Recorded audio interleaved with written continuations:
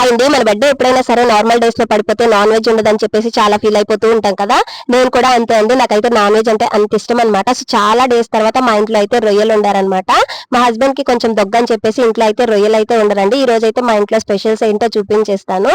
So chicken fry అయితే చేశారు అత్తయ్య. మా హస్బెండ్ రొయ్యలు తినరని చెప్పేసి చికెన్ ఫ్రై అయితే చేశారండి. అండ్ మా కోసం అయితే రొయ్యలు, బీరకాయలు, టమాటా వేసి కూర అయితే వండారనమాట.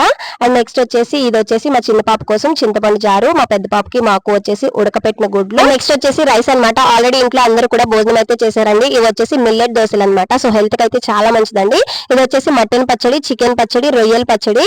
సో పచ్చళ్ళు ఉంటే ఇంకేమైనా అవసరమా చెప్పండి, నాకైతే చాలా ఇష్టం అనమాట. నెక్స్ట్ వచ్చేసి ఇవైతే మిఠాయిలు అండి. మా అక్క వాళ్ళ అమ్మాయి ప్రెగ్నెంట్ గా ఉంది కదా, సో వాళ్ళ రిలేటివ్స్ అయితే ఇవి తీసుకొచ్చారనమాట. ఇంకా మా ఇంటికి అయితే ఇవి వచ్చేసాయి తినడానికి. ఇవి అయితే టేస్ట్ చాలా బాగుంటాయండి, కజ్జికాయలు అండ్ కాజాలు అనమాట.